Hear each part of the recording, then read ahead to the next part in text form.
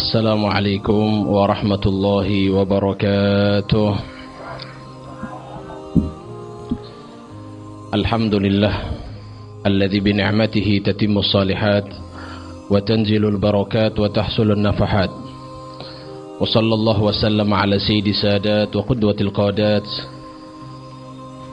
wa ala alihi wa sahbihi ahli al-fadaili wal karamat. Amma ba'du, subhanaka la ilma lana illa ma 'allamtana innaka antal alimul hakim. Rabbi shrah li sadri wa yassir li amri wahlul 'uqdatam min lisani yafqahu qawli wahdi qalbi bijahil mustafa sallallahu alaihi wasallam.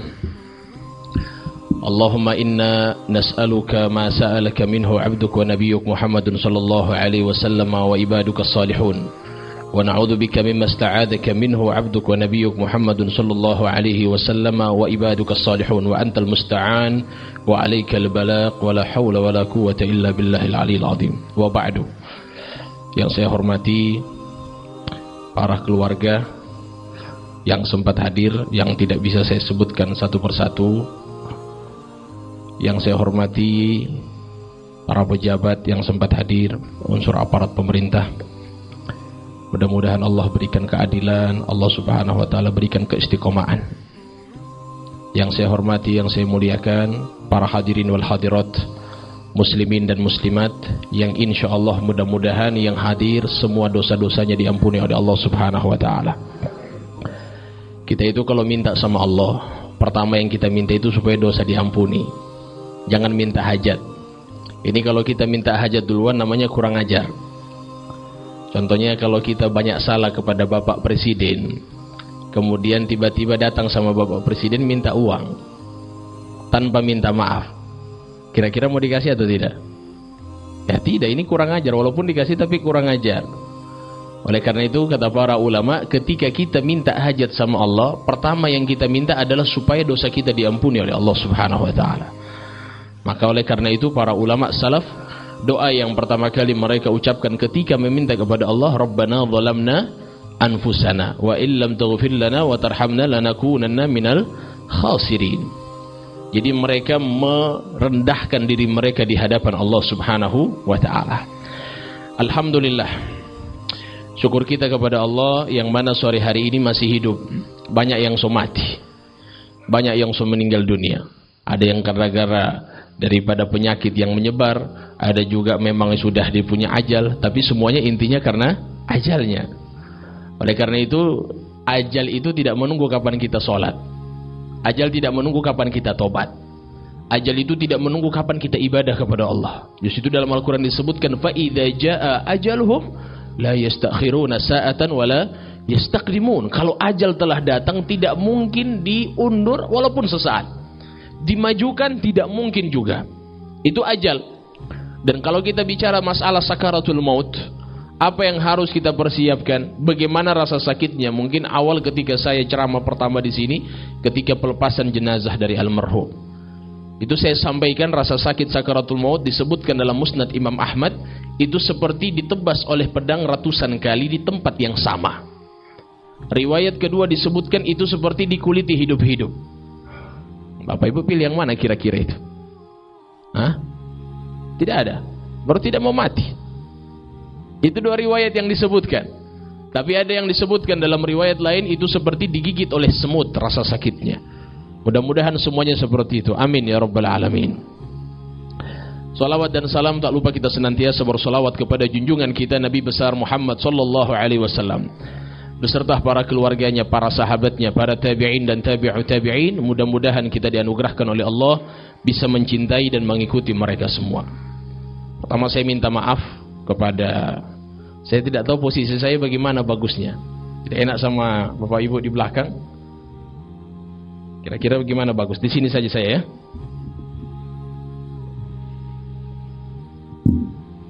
Baik. Alhamdulillah, supaya adil. Yang dari sebelah bisa, di sini juga bisa saya lihat. Bapak Ibu jamaah sekalian yang dimuliakan Allah Subhanahu wa taala. Pertama, ingin saya sampaikan mengenai perihal masalah takziah. Apa itu takziah? Selama ini kita orang tahu ya, takziah datang, ada keluarga yang berduka datang, kemudian memberikan kegembiraan, memberikan kesabaran, kesenangan di hati orang yang berduka. Itu takziah. Naam, itu takziah. Dan itu pahalanya diberikan oleh Allah Subhanahu wa taala. Sebagaimana di dalam hadis disebutkan, man azzah musaban. Barang siapa yang datang bertakziah kepada orang yang ditimpa musibah, ghufira lahu dzambuh, Allah ampuni dosanya. Ini yang pertama daripada keutamaan dan pengertian takziah. Yang kedua, yang ingin saya sampaikan mengenai masalah makanan di takziah. Selama ini kita ada yang ketika itu datang satu ustadz dari Manado. Dia bilang begini, makan makanan di takziah tidak boleh. Makan makanan di takziah haram. Jadi subhanallah, apa yang terjadi? Jamaah yang hadir sebagian kecil makan, sebagian besar tidak makan. Akhirnya makanan jadi mubadir. Kalau sudah seperti ini, makanan jadi mubadir, tidak ada yang makan. Subhanallah, yang salah ini siapa kira-kira? Ustadznya atau jamaahnya? Hah? Ustadznya. Ustadznya alasannya apa? Dia bilang ini karena tidak dibuat oleh Nabi Muhammad. Alasan kedua, oh ini karena tidak dilakukan oleh Nabi Muhammad. Bukankah kita tahu bahwasannya Rasul sallallahu alaihi wasallam, beliau ketika meninggal Sayyidatuna Khadijah disebutkan dalam Sahih Muslim, beliau menyembelih kambing, kemudian kambingnya dibagikan kepada teman-teman dan kerabat-kerabat Khadijah. Itu yang dilakukan oleh baginda Nabi sallallahu alaihi wasallam. Oleh karena itu saya ingin sampaikan, dari mana dalil makanan seperti ini? Di Gorontalo kita seperti ini. Mana dalilnya? Dari mana ini dasarnya? Dasarnya itu dari mana? Maka saya sebutkan di tempat ini supaya tidak ada lagi keraguan, supaya lagi tidak ada yang bilang bahwasannya makanan di takziah haram. Kasihan. Ada lagi yang aneh, satu ustadz ketika diundang untuk takziah, dia bilang, kalau ada makanan jangan kasih, tapi kalau sedekah boleh. Bagaimana DP nama itu? Sedekah boleh, dia punya makanan tidak boleh. Itu satu paket, berarti tidak bisa dibedakan. Kalau memang dia tidak mau makanan, berarti dia tidak mau juga sedekah. Kebiasaan kita di Gorontalo seperti ini. Mana dalilnya Ustaz? Saya sebutkan dalilnya. Yang pertama, itu dinukil oleh Al-Imam Abdurrahman Jalaluddin As-Suyuti. Imam Jalaluddin As-Suyuti ini salah seorang ulama al-hafidh, digelari al-hafidh karena beliau hafal di atas 100.000 hadis. Yang kedua, Al-Imam Abu Nuaim dalam kitab Hilyatul Awliya. Dinukil yang ketiga oleh Al-Imam Ahmad bin Hanbal. Ahmad bin Hanbal ulama salaf. Ahmad bin Hanbal ulama salaf. Karena sekali-sekali kita ini sering dengar, ikut salaf, ikut salaf. Ini ulama salaf. Imam Ahmad bin Hanbal menukil di dalam kitabnya, nama kitabnya Az-Zuhud. Ini ilmu jamaah sekalian. Kitab Az-Zuhud beliau sebutkan bahwasannya mereka tiga-tiga ulama ini yang paling masyhur, yang paling terkenal di tengah-tengah kita. Mereka ini menukil pendapat Imam Tawus Al-Yamani. Imam Tawus Al-Yamani. Imam Tawus Al-Yamani ini siapa? Beliau ulama dari kalangan tabi'in. Tabi'in berarti jumpa dengan sahabat Nabi, belajar kepada para sahabat Nabi, kemudian sahabat Nabi belajar langsung kepada Nabi Muhammad sallallahu alaihi wasallam. Berarti berapa kali generasi? Generasi kedua.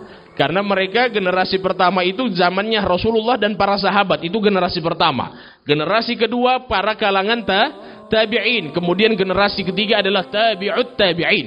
Ternyata Imam Tawus Al-Yamani membolehkan makanan. Kata beliau apa? Kata beliau yustahabbu, dianjurkan bahkan disunnahkan. Coba kalau misalnya kita ini kan kalau ada tamu datang di rumah, apakah kita biarkan orangnya atau tamunya itu cuma duduk-duduk, tidak minum kopi, tidak kasih makan? Ini pantas tidak? Tidak pantas. Tamu itu disuruh muliakan oleh Nabi Muhammad. Disebutkan dalam Sahih Muslim, man kana yu'minu billahi wal yawmil akhir falyukrim dhaifahu.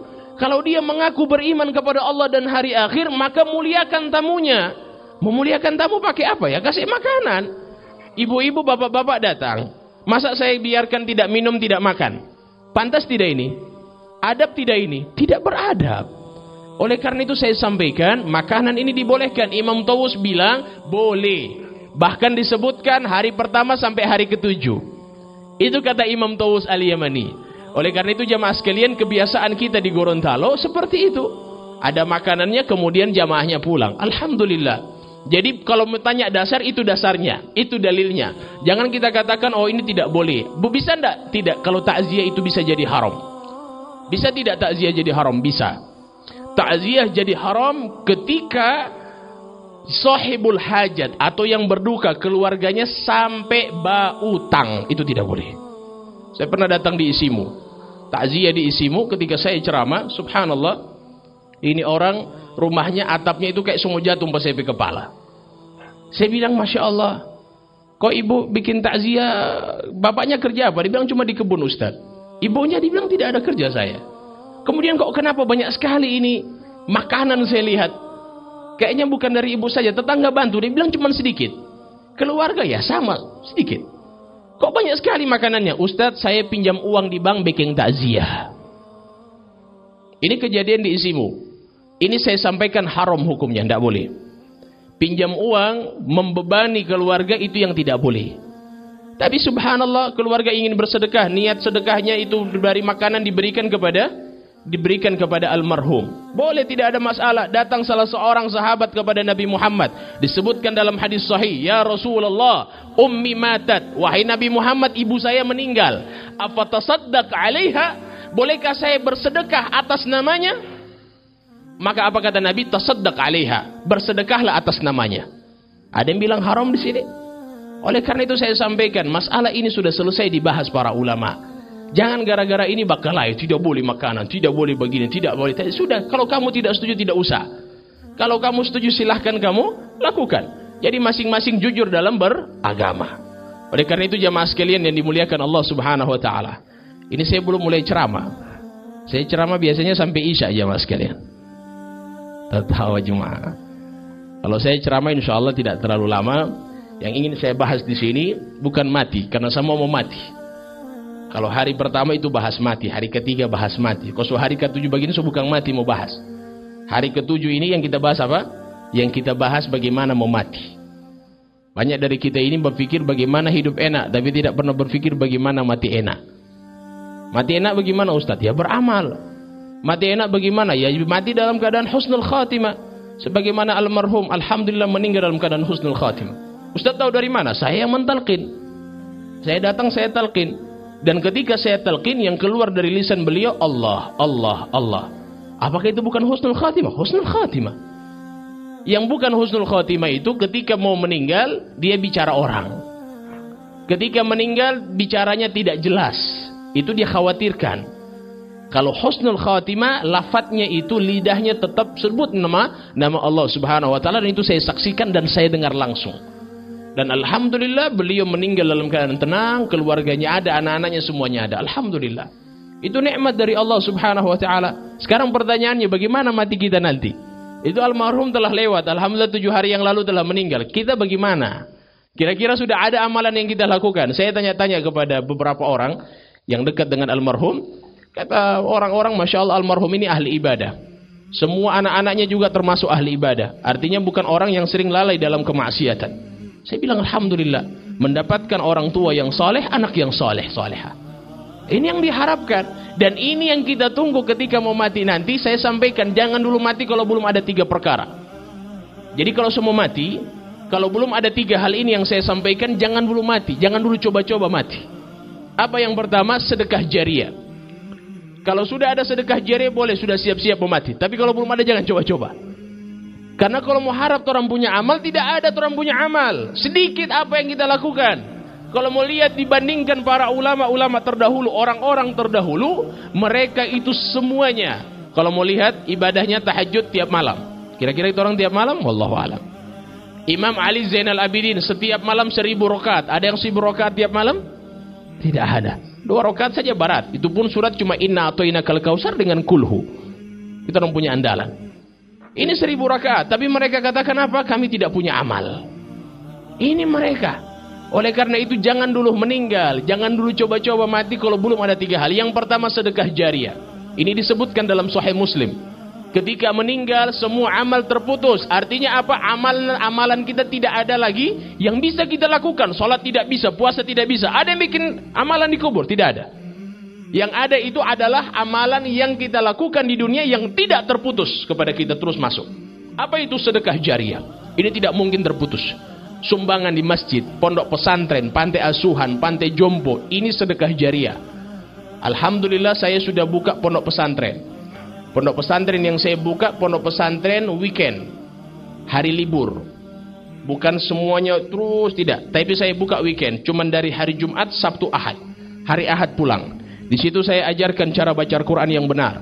Di situ saya ajarkan bagaimana belajar fikih yang benar. Begitu juga bagaimana akhlak. Begitu juga bagaimana tazkiyah, membersihkan hati. Karena anak-anak muda sekarang ini banyak belajar agama, tapi yang mereka pelajari hanya ilmu, akhlaknya tidak ada. Buktinya mana Ustadz? Buktinya ada orang datang ke saya, Ustadz ya, saya punya anak sampai di rumah dia maki-maki saya, dia bilang jangan berarwah. Kalau tipe apa berarwah saya semua keluar dari rumah. Ini tidak ada akhlak ini namanya. Kalau anda berbeda dengan bapak anda, jelaskan apa perbedaannya. Ketika sudah selesai, maka di sini datang kepada ustadz yang melakukan arwah. Ustadz, mana dalil melakukan arwah? Selesai. Jangan tanya sama orang awam. Oleh karena itu kami ajarkan di pondok pesantren kami bagaimana ilmu dengan akhlak itu ditanamkan kepada anak-anak. Semakin berilmu semakin berakhlak, bukan semakin berilmu semakin kurang ajar sama orang tua.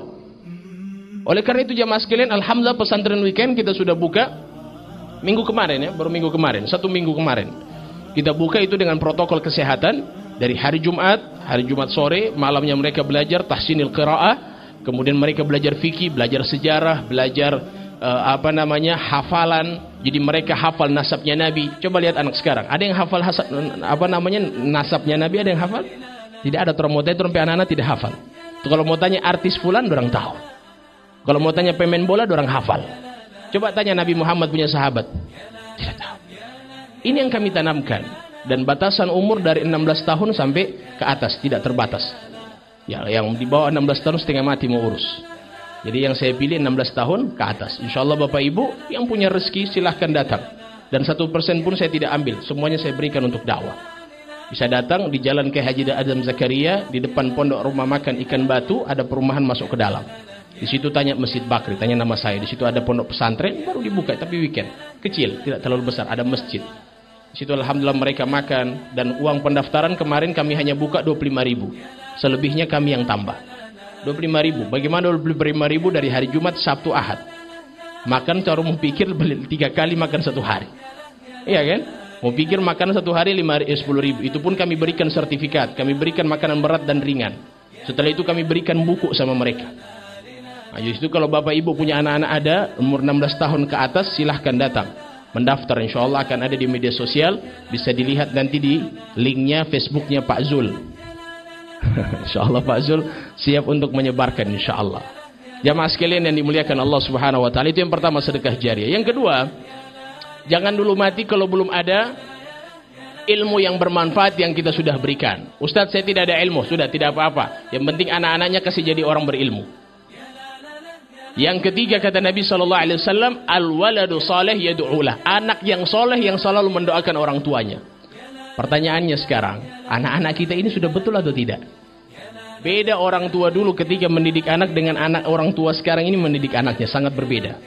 Saya waktu itu diberitahukan sama satu orang, dibilang dulu orang tua itu ketika melihat anaknya masih pakai mata begini, coba lompat.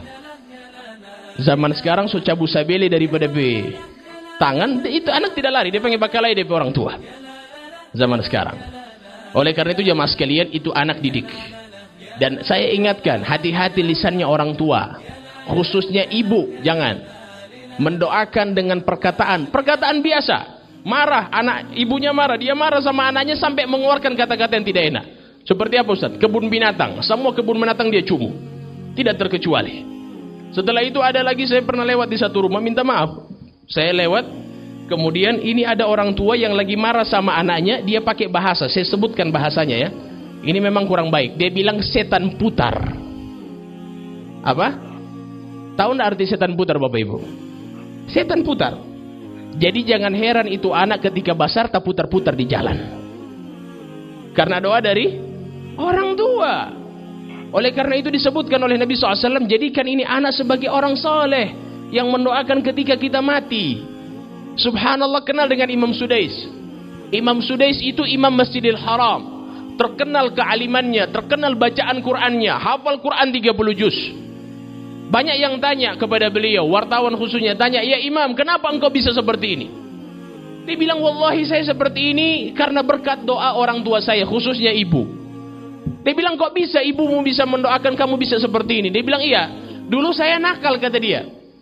Saya nakal, tapi kalau ibu saya marah, marahnya ibu saya itu subhanallah, Dia usir saya dari rumah. Pergi kamu dari rumah. Pergi kamu ke Masjidil Haram. Mudah-mudahan kamu jadi imam masjid di sana. Jadi marahnya itu doa kepada anak. Sekarang tidak. Dia maki-maki anaknya, dia suruh ke pasar jadi preman ngana di sana. Jadi itu anak jadi preman betul. Karena doa dari orang tua. Jadi lisan ini dijaga Bapak Ibu.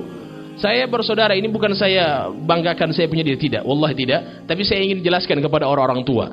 Saya bersaudara 2 orang. Saya punya ibu bukan ustazah. Saya punya bapak bukan ustaz. Semuanya pedagang. Biasa. Tidak ada ilmu.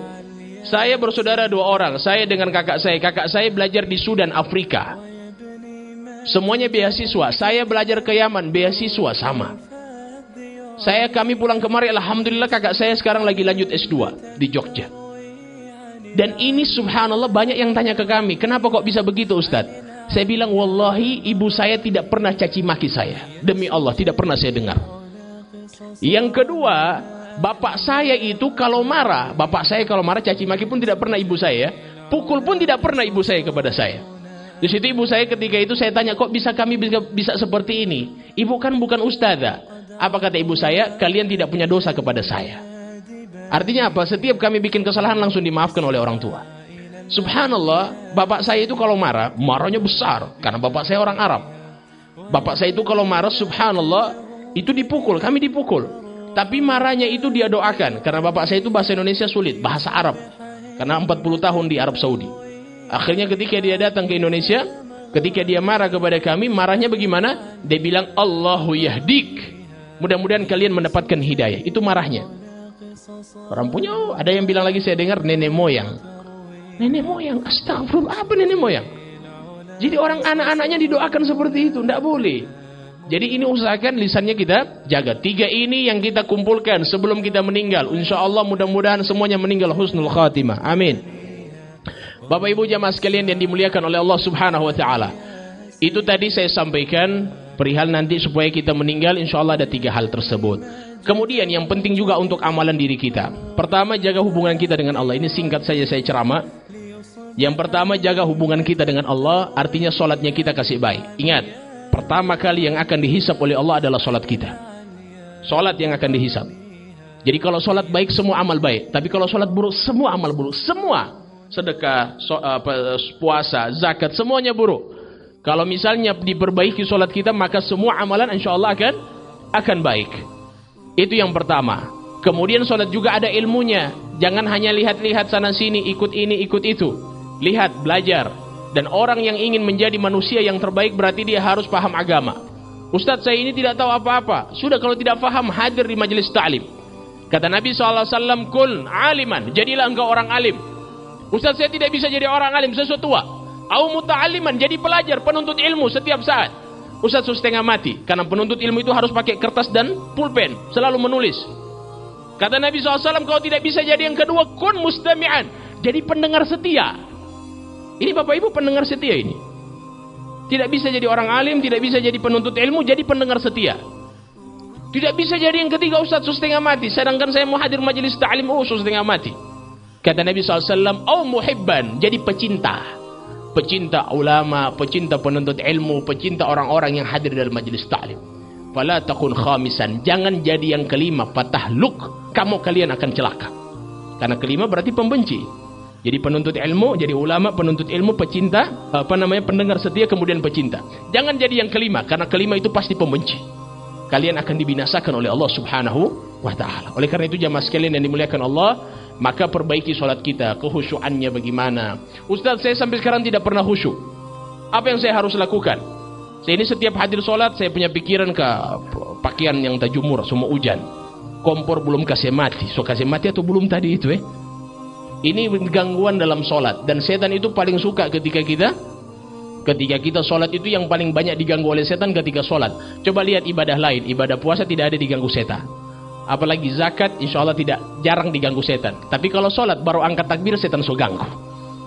Itu sholat. Di situ kita dianjurkan sebelum sholat baca A'udzu billahi minasyaitonir rajim. Sebagian ulama menambahkan baca Qul a'udzu birabbin nas, malikin nas, ilahin nas, min syarril waswasil khannas. Itu juga yang dibaca. Jamaah sekalian yang dimuliakan Allah, cara khusyuk disebutkan oleh para ulama, usahakan sebelum berwudu itu khusyuk. Berwudu khusyuk, jangan bercerita. Hadirkan hati kita kepada Allah. Setelah masuk masjid jangan bercerita, usahakan fokus berzikir kepada Allah sampai masuk waktunya sholat. Ini cara tips supaya kita khusyuk. Kemudian yang kedua, jaga hubungan kita dengan Allah. Jaga hubungan kita dengan manusia. Banyak ya, jaga hubungan kita dengan manusia di banyak hal. Ya. Seperti misalnya dengan sedekah. Misalnya ihsan kepada tetangga, memperbaiki hubungan kita dengan tetangga termasuk kebaikan kepada sesama. Ini sedekah jamaah sekalian, usahakan dari sekarang. Jangan bonggili. Jangan bonggili, bin bolotu, bin pelit, bin kikir, bin apa lagi? Apa bahasa Gorontalo yang satu ini? Piitah. Jangan piitah jamaah sekalian. Ini bakhil, ini sifat yang paling dibenci oleh semua orang. Saya sampaikan, sifat yang paling dibenci oleh semua orang adalah bakhil, kikir.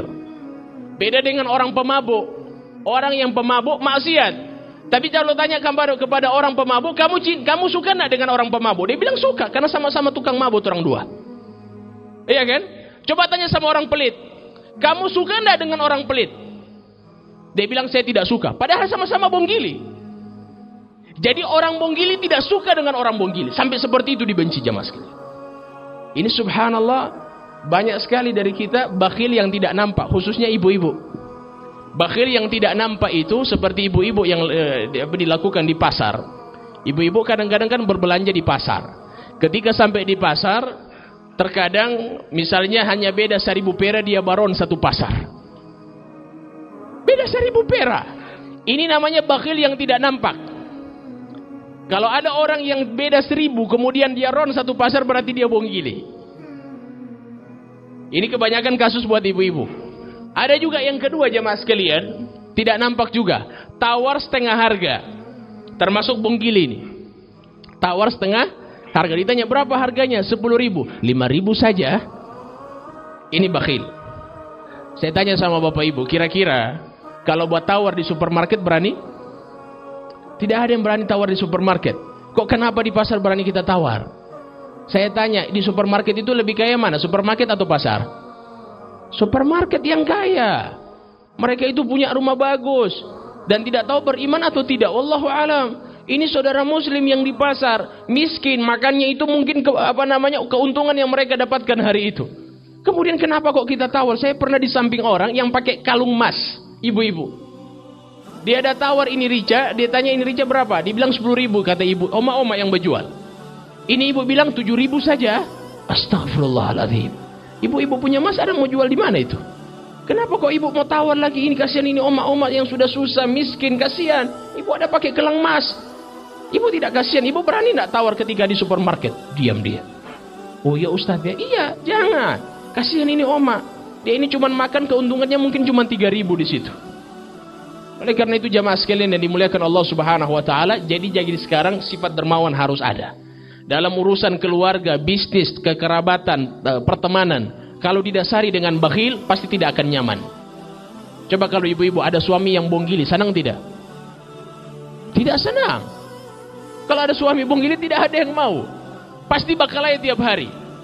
Begitu juga dalam urusan bisnis, kalau ada dari salah satunya bakhil, bonggili, pasti tidak akan nyaman bisnisnya. Oleh karena itu jangan ada sifat bakhil di antara kita, jangan. Khususnya ini ketika ada kadang-kadang Ustadz saya ini sudah bakasih sedekah tapi tidak ada kebalikan dan sampai sekarang kayaknya Allah belum pernah balas. Ada begitu. Saya bilang karena tipa ada bakasih sedekah ragu-ragu. Allah mau ganti atau tidak ini? Jadi dia kasih sedekah dia bilang Allah mau ganti atau tidak, ini namanya ragu. Jadi kalau kita sedekah yakin Allah akan ganti. Ini yang harus kita pahami jamaah sekalian yang dimuliakan oleh Allah Subhanahu wa taala. Oleh karena itu, banyak sekali daripada adab-adab bersedekah. Jangan kita bermuka masam, dapat lihat orang miskin di jalan kita kasih sedekah. Jangan orang minta-minta, kita orang punya muka 14. Itu tidak boleh. Kita berikan dengan senyuman. Ini adab daripada sedekah. Dan saya sampaikan ada satu sedekah yang paling afdal. Sedekah di waktu subuh. Ini afdal dan baik. Bagus, luar biasa. Sedekah di waktu subuh ini sedekah mengabulkan hajat. Dan ini disebutkan dalam Sahih Al-Bukhari. Dan yang mana bahwasannya malaikat itu mendoakan orang yang bersedekah ketika di waktu subuh, waktu fajar. Dalam hadis Sahih Bukhari disebutkan, "Ma min yawmin yusbihul ibad illa wa malakan yanzilan." Tidak ada setiap pagi ketika seseorang hamba yang ingin bersedekah kecuali ada dua malaikat yang turun. Yang pertama, malaikat mendoakan orang yang bersedekah, dan yang kedua menyumpahin kepada orang yang bakhil dan kikir. Nah, justru itu kita sedekah waktu subuh afdal. Bagaimana caranya Ustaz? Waktu subuh kasih keluar uang dari kantong, bagikan kepada fakir miskin. Ustaz masih tidur dorang, masih motoluhu, tidur. Gimana ini saya lakukan? Maka keluarkan saja dari dompet, kemudian taruh di satu kantong atau di satu tempat yang kita niatkan untuk sedekah subuh. Setelah itu nanti jam 7 pagi, jam 8 kita bagikan kepada fakir miskin. Ini insya Allah hajat-hajat kita dikabulkan oleh Allah. Yang minta jodoh insya Allah Allah kabulkan. Yang uangnya masih kurang, rezekinya masih terhambat, insya Allah dimudahkan oleh Allah dengan kita bersedekah. Jamaah sekalian yang dimuliakan Allah Subhanahu wa taala, dan ini insya Allah amalan-amalan yang kita bisa lakukan sebelum nanti kita akan menghadap Allah Subhanahu wa taala. Dan mungkin sebagian besar dari antum semua, dari ibu-ibu, bapak-bapak, sudah tahu amalan-amalan yang dilakukan. Puasanya, salatnya, zakatnya, sedekahnya, semuanya sudah tahu. Tapi insya Allah supaya dipermudah lisan kita nanti ketika di akhir hayat mengucapkan la ilaha illallah, dari sekarang perbanyak la ilaha illallah. Dari sekarang la ilaha illallah, la ilaha illallah, la ilaha illallah. Jadi kalau ada orang baca cerita la ilaha illallah, la ilaha illallah, la ilaha illallah, jangan terlalu baca cerita orang, tidak boleh. Bercerita aib orang hukumnya haram, tidak dibolehkan dalam syariat. Ini khususnya ibu-ibu. Mengganggu orang, bercerita aib orang, disebutkan dalam hadis man satara musliman fid dunya satarahullah fid dunya wal akhirah. Orang yang tutup aib saudara muslimnya di dunia, Allah akan tutup aibnya di dunia sebelum di akhirat.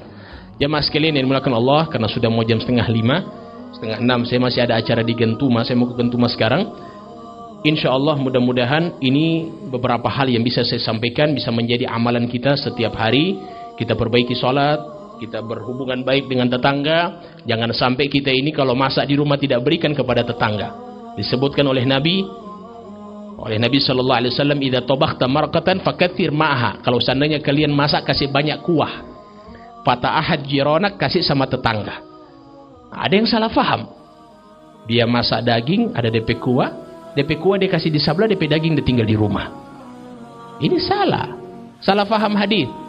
Maksudnya kata Nabi, kalau dagingnya cuma sedikit, tidak boleh untuk dibagikan kepada tetangga. Misalnya mungkin cuma sedikit dagingnya, paling tidak kuahnya kita kasih banyak, kasih sama tetangga. Karena kuah itu manfaatnya banyak. Campur di nasi boleh, makan pakai roti boleh, semuanya boleh kalau kuah. Oleh karena itu, kalau dagingnya sedikit kita kasih kuahnya yang banyak. Itu yang dimaksudkan oleh Nabi Sallallahu Alaihi Wasallam. Kemudian jemaah sekalian yang dimuliakan Allah Subhanahu Wa Taala, jaga adab-adabnya. Jangan kalau tetangga lewat kita orang haga begini. Sampai lewat full. Itu kurang ajar, itu tidak boleh. Itu tidak ada adab. Adab di dalam Islam tidak boleh memandang orang di jalan seperti itu. Ternyata banyak sekali. Kalau oma-oma saya masih maklumi. Karena oma-oma dan opa-opa begitu saya lihat rata-rata. Jadi kalau misalnya ada orang lewat dia mau haga begini. Sampai habis di jalan. Dia haga terus.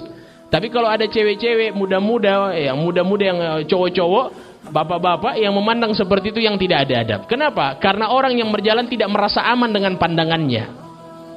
Tahu tidak di dalam hadis kata Nabi, wallahi la yu'min, tidak beriman seseorang.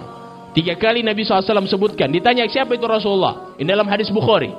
Kata Nabi SAW, alladzi la ya'man jaruhu bawa'iqahu. Yang mana tetangganya tidak merasa aman dengan keberadaan dia. Tetangganya bikin apa Ustaz? Putar musik, disco. Terganggu tetangga di sebelah. Termasuk ini, tetangga tidak merasa aman. Apalagi ketika tetangga lewat, dia mau hoba, mau ke mana dia? Dia mau hoba di jendela. Saya tahu itu begitu ada. Dan saya lihat kebanyakan ibu-ibu seperti itu. Kalau bahasa Inggris orang bilang Carlotte.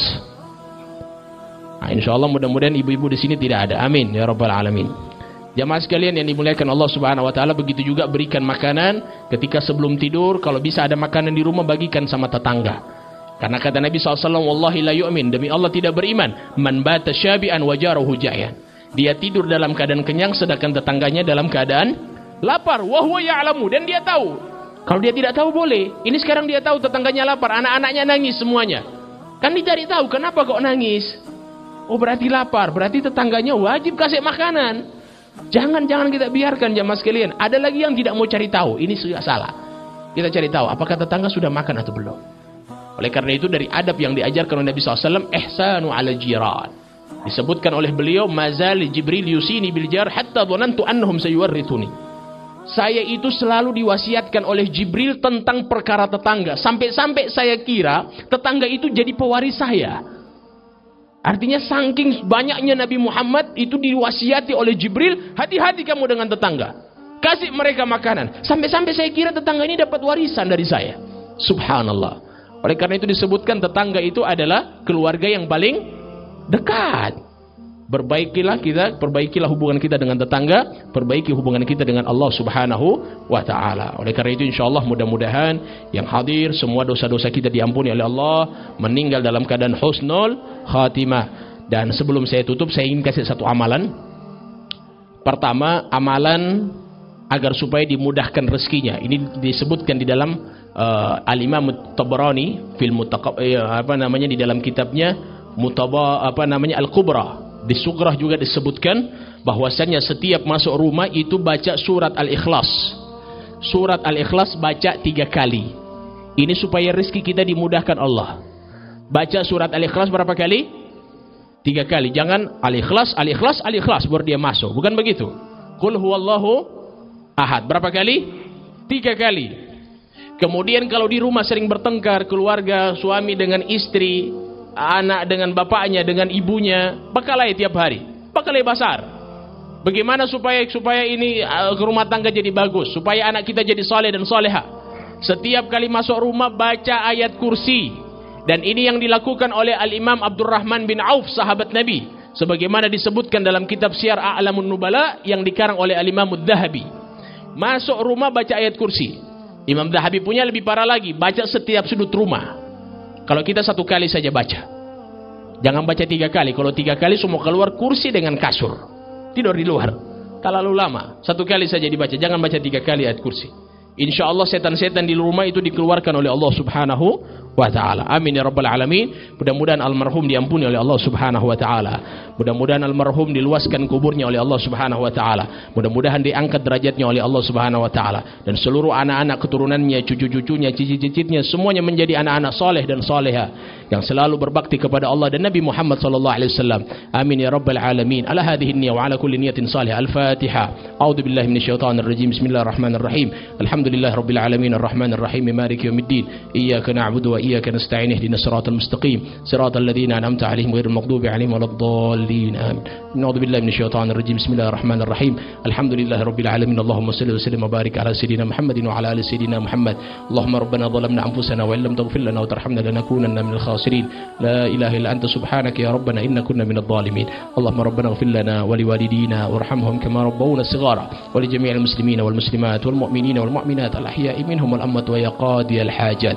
اللهم اجعل جمعنا هذا جمعا مرحوما وتفرقنا من بعده تفرقا معصوما ولا تجعل فينا ولا معنا شقيا ولا محروما يا رب العالمين. اللهم لا تنال لنا ذنبا في مقامنا هذا إلا غفرته ولا دينا إلا قضيته ولا مريضا إلا شفيته ولا حاجة من أهواج الدنيا والآخرة إلا قضيتها يا رب العالمين بجاه السيد المرسلين ويا أكرم الأكرمين ويا أرحم الراحمين. اللهم ببركة هذا المجلس اللهم اغفر له وارحمه اللهم اغفر له وارحمه اللهم اغفر له وارحمه وعافيه واعف عنه. اللهم اجعل قبره روضة من رياض الجنة. اللهم اجعل قبره روضة من رياض الجنة يا حنان يا منان يا من إذا سئل عطا وإذا استوينا عن. اللهم مغفرتك أوسع من ذنوبنا ورحمتك أرجى عندنا من أعمالنا. وصلى الله على سيدنا محمد النبي الأمي وعلى آله وصحبه وسلم بفضل سبحان ربك رب العزة عما يصفون والسلام على المرسلين والحمد لله رب العالمين. والعفو منكم. Mohon maaf kurang lebihnya. Assalamualaikum warahmatullahi wabarakatuh.